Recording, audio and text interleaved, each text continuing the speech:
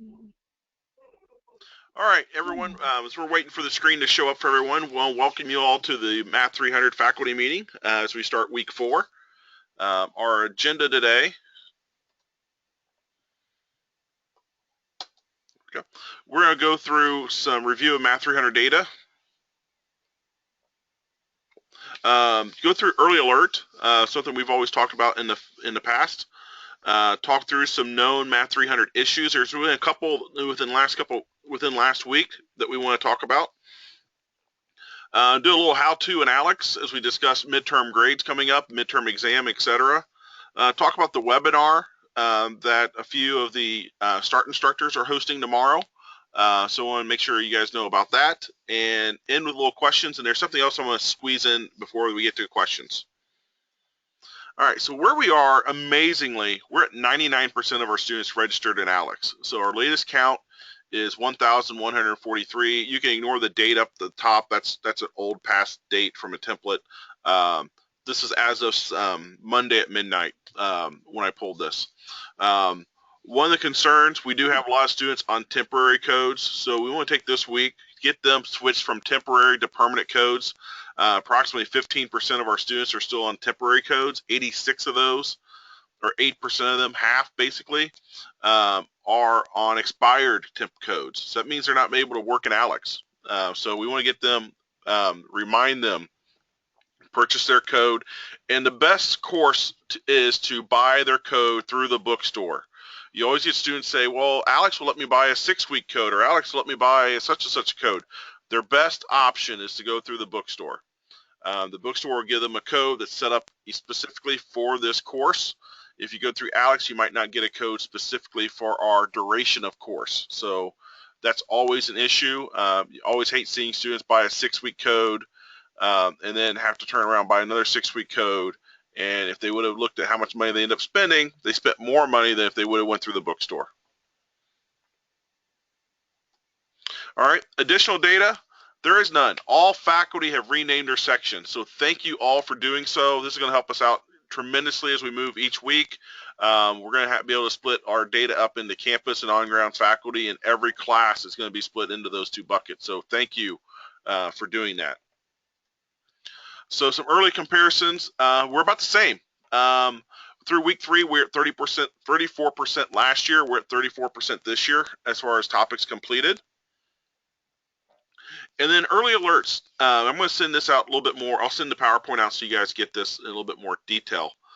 In the past, we used to create a master list for faculty to follow up on early alerts, and that is students who are struggling as of week 3 and are in danger of not passing the class because they have one of several different factors that are affecting them.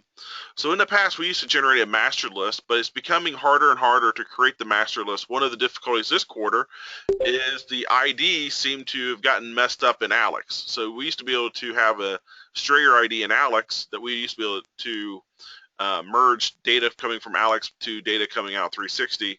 Now we can't do that. So it's difficult to do. So what we're doing is asking, just like we did last quarter with all the difference of courses and different start dates and different campus classes starting on different days, we're asking faculty to do their own thing. And then as a guide, the goal of the early alert is early intervention can help turn a quarter around. During their spring quarter alone, 30% of the students were flagged as early alert. So who's considered early alert? So there's five main categories we consider early alert. One, if a student hasn't registered in Alex, and luckily there's only 1% of them in our course. 2, they're on temp code. So as we talked about, we have 8% of our students on expired temp codes.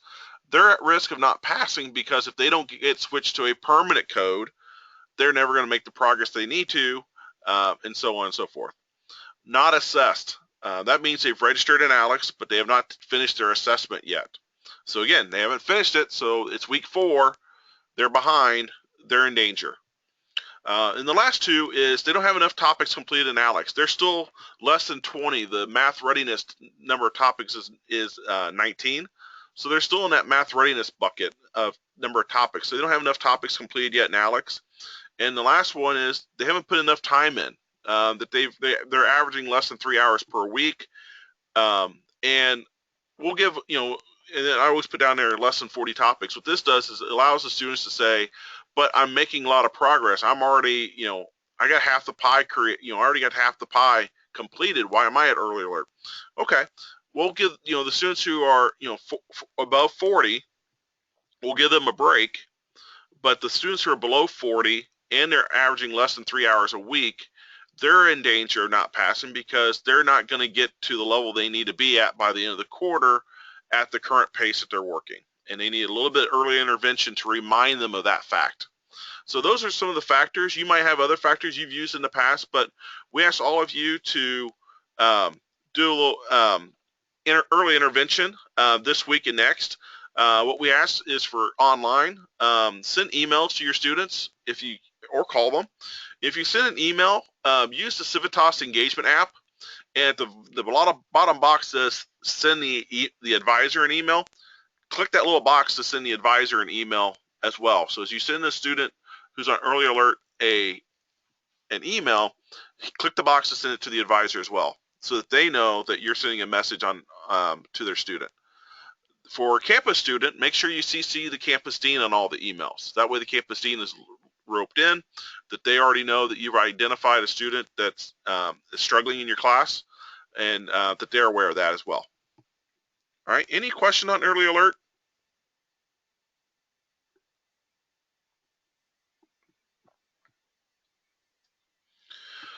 All right, so some MAT300 issues. There's a couple, actually 3 of them.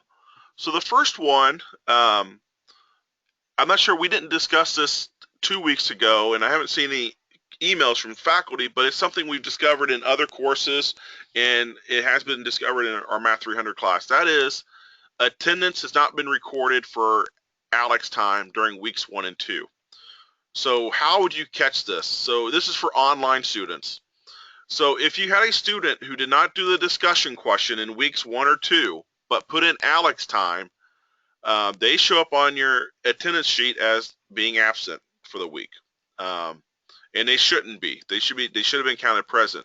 The instructional designers, they had a fix in place, and we didn't see the fix come through on the week 3 attendance report. So we're hoping the week 4 attendance report, we're going to see it.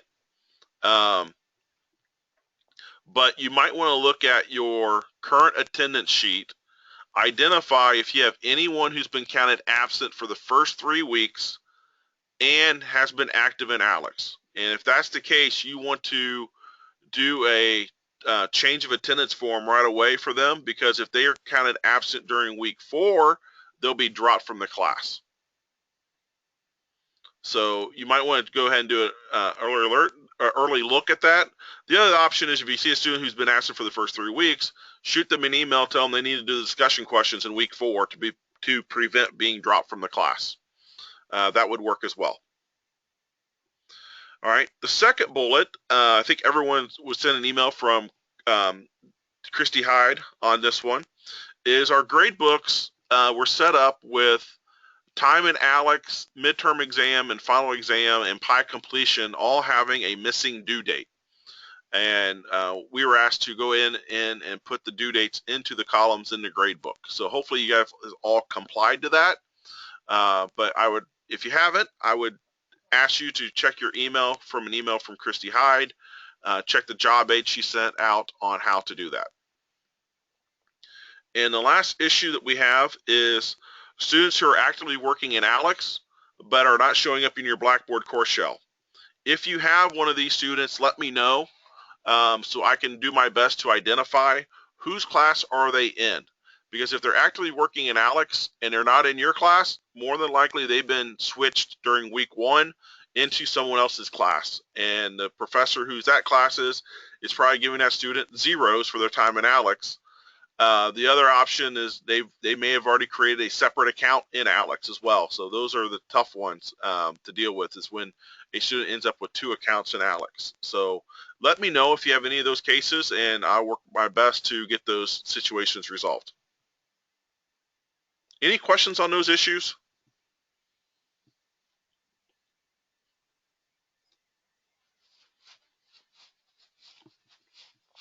Okay, so at this point, I want to do a little how-to in ALEX, so to speak. We're going to go in and look at midterm exam questions, or the what type of questions are on the midterm exam. And we're going to talk about what options you have if you have a disability student. And then we're going to discuss, midterm grades a little bit and how it relates to PI completion. So bear with me here. I'm going to jump into my ALEX screen. So in ALEX, give it a minute for it to cycle through the go to meeting here. Can everybody see my ALEX screen okay?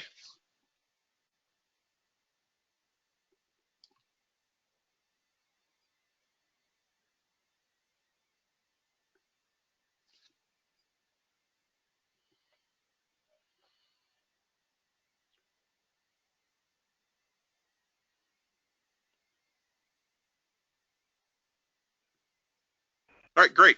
I see Christy Hyde wrote she sees it. So when we want to look at our tests, so one thing we can do is we go into and say edit midterm exam.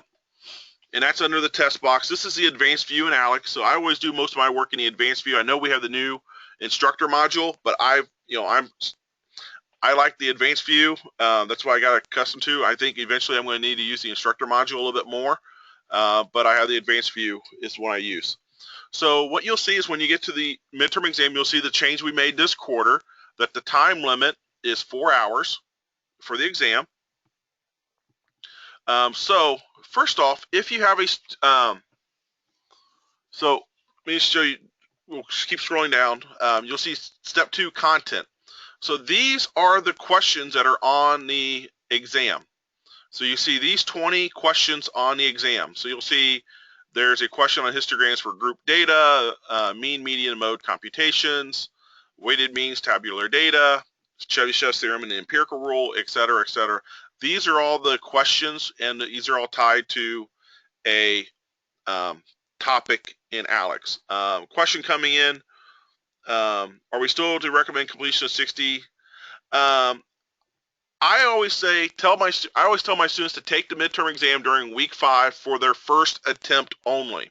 It gives them a measurement of where they are right now. And the students who aren't there, they're going to struggle, but at least gives them a knowledge of where they are right now.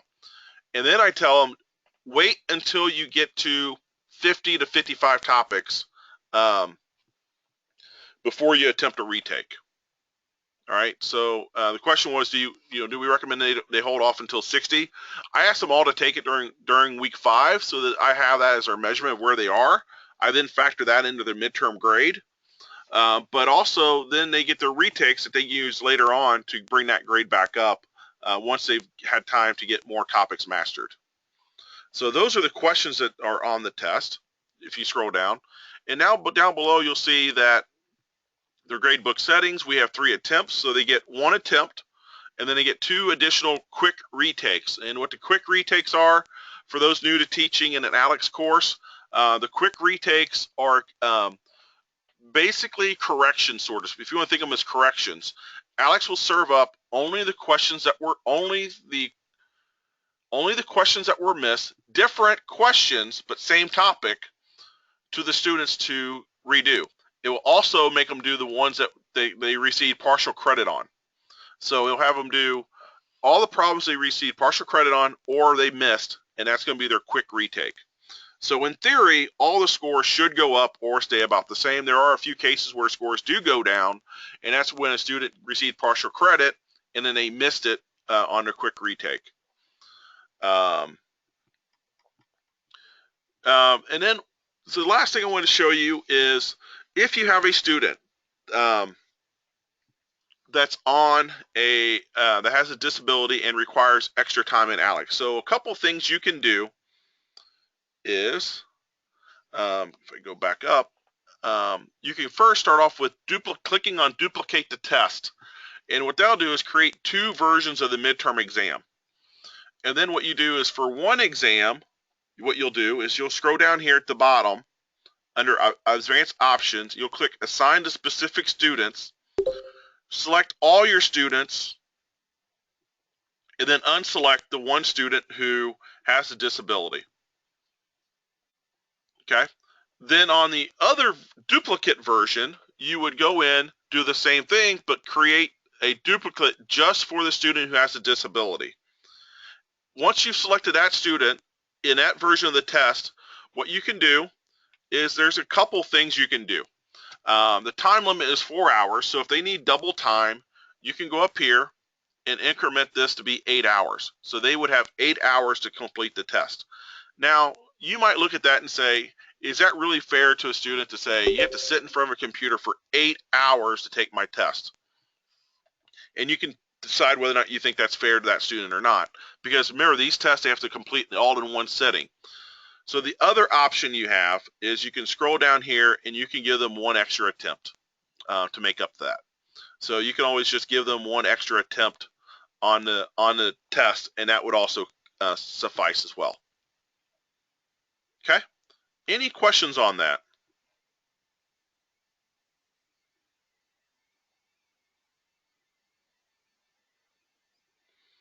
Okay. The last thing I wanted to cover is on my next screen. Oh, bear with me, it's going to go back to the beginning. Is kind of using a chart to say what do our students need to be at, and what grade are they on target for? And this is a chart that we came up with probably since we started teaching in Alex. Is a guide that we can give to our students to say, here we are ending just the week we just ended, October 25th. If you're at 27 topics or more in Alex, technically you're probably on pace for an A right now. But in order to keep that A, if you look at the guide, you would need to get 9 topics done each and every week to keep that topic goal ahead. So you need to keep doing what you're doing, but you need to be accumulating 9 topics each and every week.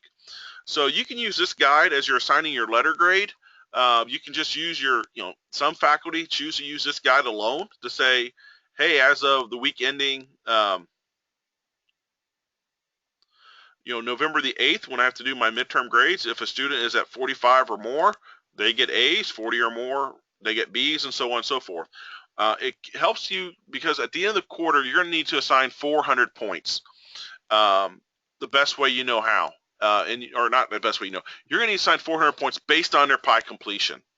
And this kind of gives you a guide that you can hand out to your students. It gives you a guide that you can follow to tell your students where are they projecting as of today. And there's other options you can do. What I personally do is I use this guide and I'll look at out of 50 topics where they at midterm, and I'll give them 400 points out of what percentage out of 50 do they have at midterm, and then I'll assign the 400 points at midterm based on that.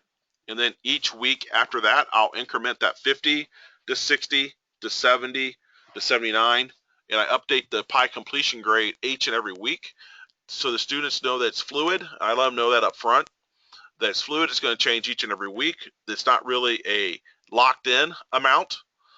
Even though I explain that to them, I still get the questions from the students saying, why did my PI completion grade go down this week? I never get the question, why did it go up? But I always get the question, why did my PI completion grade go down?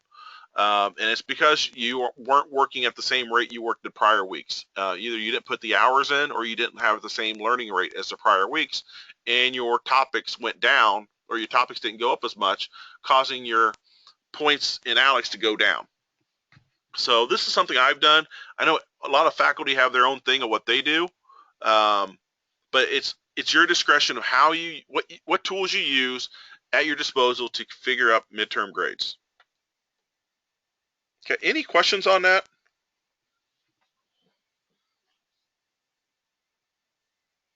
Hi, Anthony. This is Eliette. How are you? Good. How are you? Good. I have a question in regards of on-ground classes. My classes meet every Wednesday, so for me, next Wednesday will be the ending of week 4. Okay. And beginning the week 5. So next week is also Next Wednesday will be my midterm exam for my students. Right. So what I have done is to have a cutoff of 43 topics by the end of next week, by next Tuesday. So instead of, because obviously they don't have until November 8th to complete the week 5. They can. The online students. They can. Right? No, actually, we've worked with the campus deans, and you can give your students all the way until Sunday and treat them as an online student when you do your midterm grades and your final exam grades.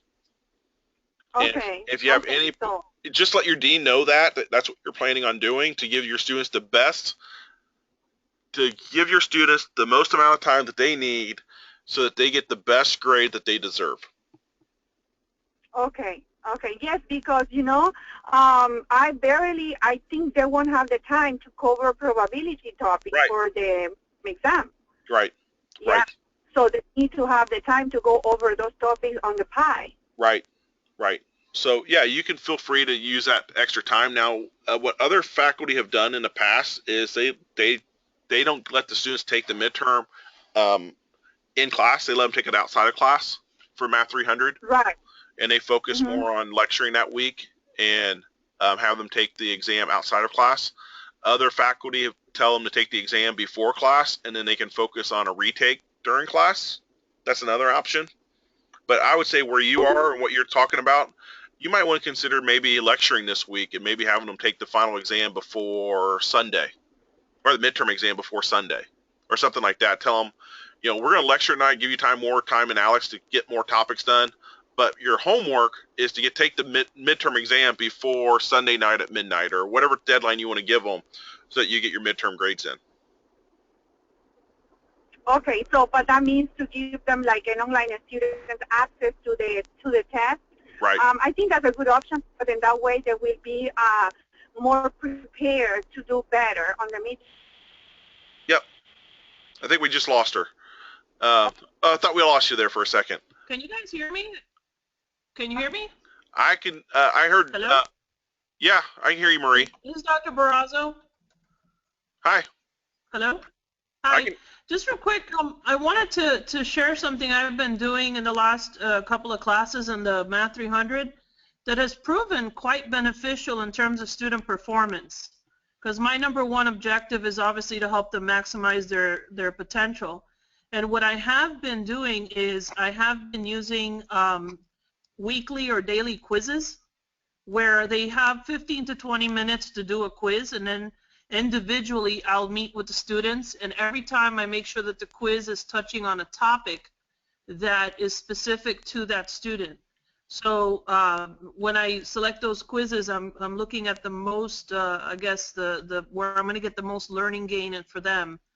And this has worked really well. I don't know, the analysis of the last class, if you guys looked at the numbers, but I had most of my students get very close to completing the entire pie, which is pretty good. I was very happy with that. And those are this is a strategy. I mean, what? And are you grading the quizzes at all for a grade, or what are you doing with those quizzes? No, I tell them that they're worth, because you guys said we can offer a little bit of extra credit. Correct. So what I said to them was, I would take the cumulative sum of your quizzes, and they would come to they would average out to those points. And so you're basically earning like micro points, but they don't know that. I don't want to get into that with them. Right. But I just say, yes, you're earning extra credit. Do it. It's good for you. Right. And it really has proven to be an excellent tool for me. Good. As far as especially when you have ESOL students or ELL students in a college classroom. So. Good. Okay. So we had a question come in, when are midterm grades due? I believe, and I'll get some clarification on this, and Christy, I know you're on the call if you can hear me. I believe it's Tuesday the 10th by midnight? Yes, that's correct. Okay. So midterm grades are due by Tuesday, November 10th at 11:59. Okay. And Dr. Barrazo, your comment about quizzes and stuff, I've seen in some literature and stuff I've been reading about um, audience response systems is using like text polling as kind of an entrance quiz, so to speak. So you can kind of review past topics that way, and have, students always have smartphones and so on. You can incorporate text polling in your classes and kind of help keep an engaging atmosphere. That might be something you look into. One website I've seen is, I think it's called pollseverywhere.com. Yeah, that's SurveyMonkey. SurveyMonkey's another good one. Yeah. Anything that would get them that practical experience. Yep. Going, and yes, it is very helpful. And you're right. When you really use the tools in ALEKS, you can really make a very vibrant instructional unit just based on student, deficiencies. I look at their deficiencies because I'm looking for improvement in those deficiencies. Right. Right. So obviously, if they know it, I don't need to worry about it. Right. Well, you know what I mean by that. Yeah. So I want to give a plug from some fellow colleagues of ours, some START instructors, Marty Cummings, Evan Schwartz, and Pierre Tony Williams. They mainly teach 090 and 104 classes, but I think some of the stuff they're going to talk about is applicable to any class. And that is, they're having a webinar on Thursday at 3 o'clock, empowering, engaging non-traditional students to succeed in today's college classroom. They're going to go through kind of how engagement strategies you can have on campus classes as well as online classes. So invite all of you to attend. I know Christy sent an email out this week with the details in her weekly email. So click on that, register for the webinar, and attend on Thursday. The last thing I want to bring up, and this is hot off the presses, so to speak. Some of you may know I'm currently working on my PhD, and I'm taking a class in multimedia tools. And last night I gave a presentation on apps for algebra classes. And I discovered this one app. It's called Algebra Course Assistant by Wolfram. And pretty much a student could enter any problem they want to do into the app, and the app will solve the problem for them, as well as show them all the work that's involved to do the problem. So from a homework tool, it's great. So someone asked me in class, they said, well, do they have other courses available from them? And lo and behold, they had a statistics course assistant app. And I just want to show this to you.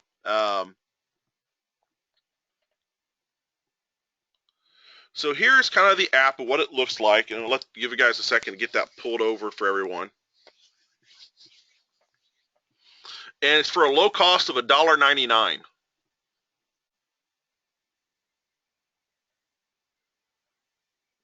All right, so a student would go in and click on any one of these graphs, descriptive statistics, distributions, data relationships, probability, random numbers, and then there'll be several different subtopics from there of what they can do.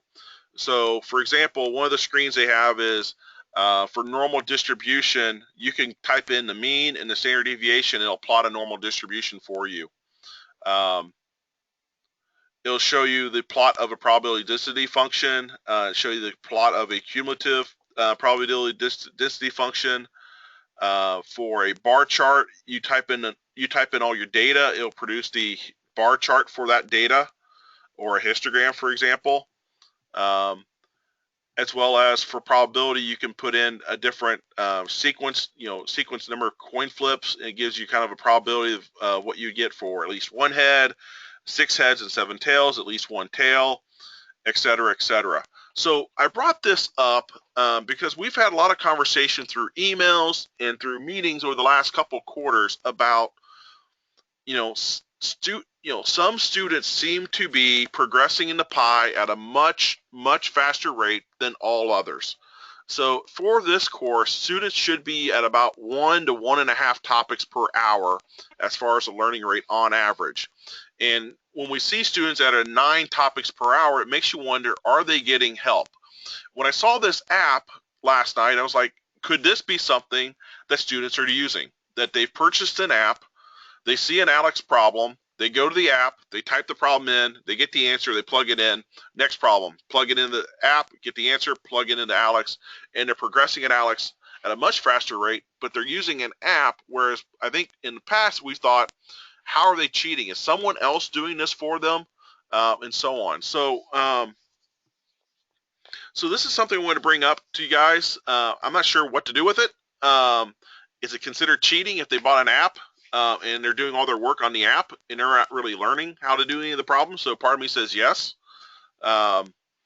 So that's well, I think taking Tony, I think taking the long view, I think we're going to ultimately have to change the way we teach statistics, in part because of applications like this, and in part because maybe, with all the proliferation of tools, students maybe just don't really need to learn statistics the way I learn them.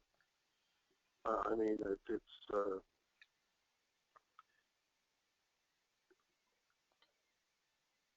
that's all I had to say. Yeah. So I just wanted to bring this up. If you want to, like I said, it's available on all the major devices, iPod or iPad, Android, Windows, tablets, smartphones. If you want to buy it for $1.99, try it out to see if you think the students could basically get through. My own initial reaction, I have not downloaded it. I downloaded the algebra one, but I've not downloaded this one. My own personal, from looking at what it has, maybe I think students probably could get through half their pi by using this app, but not actually do any of the work themselves. So that's something to be cautious of when we look at students who are progressing the pi very quickly, and so on.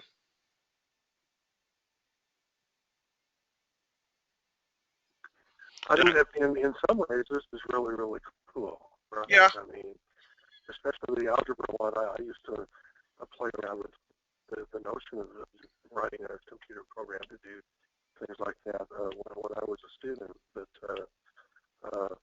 I guess Wolfram's done it, and it's really, really cool.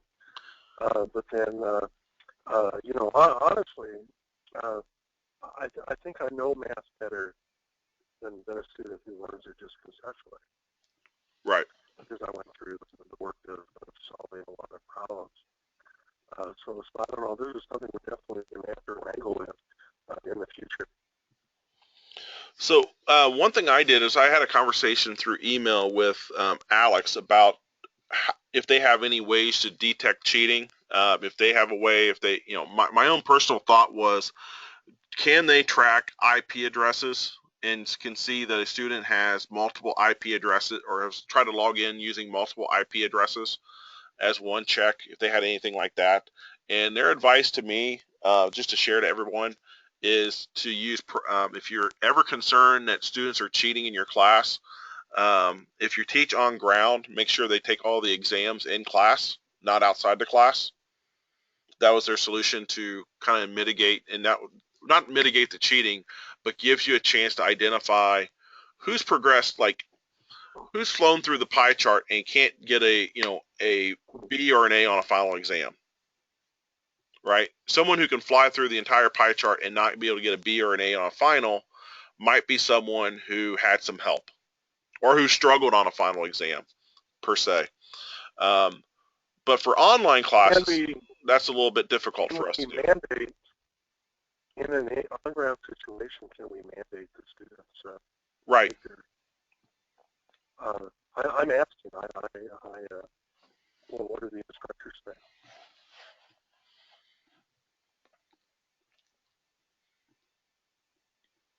I've heard of professors who have no requirement, and as far as I know, students accept that.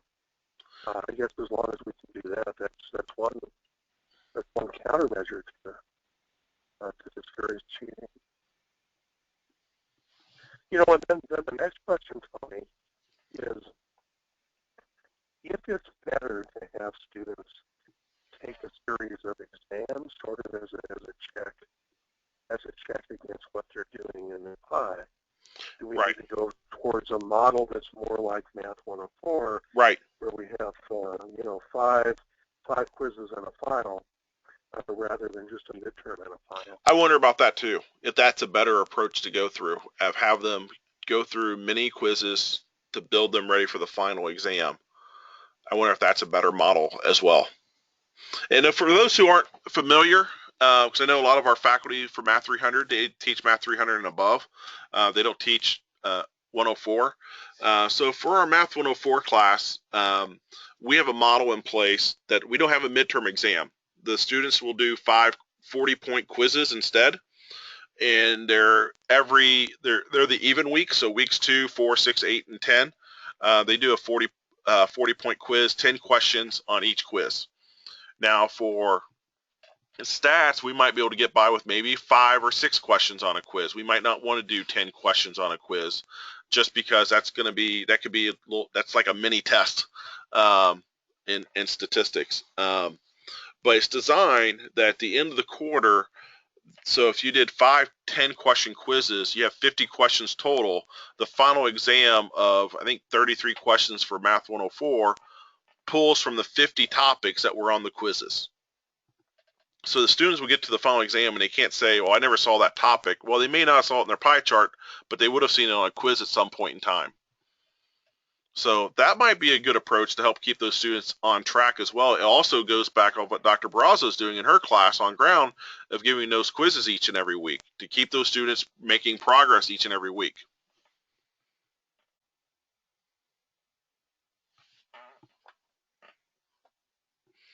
All right, we got a comment coming in. 5 quizzes will build retention better than 2 exams, especially when topics can reappear. That's exactly right. I mean, one of the things is when we turned off the automatic assessments for Math 300, we lost that retention building. So having those quizzes can help, and then also remind the students that they can use those quizzes to help study for the final as well. Okay, so that might be something, Dr. Krause, I'll talk to you offline about how and when we can do that.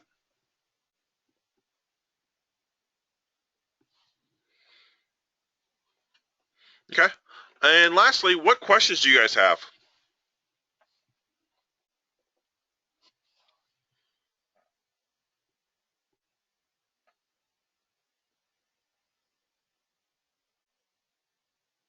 Okay, not hearing any. I'm going to let you guys have some time back to your day. As I said last week or 2 weeks ago, these meetings I have them designed to hopefully get them done in 30 minutes, but they may go over, giving myself an hour. But I do know that the Math 104 and 090, they have a 4 o'clock call, so I don't want to go over too far.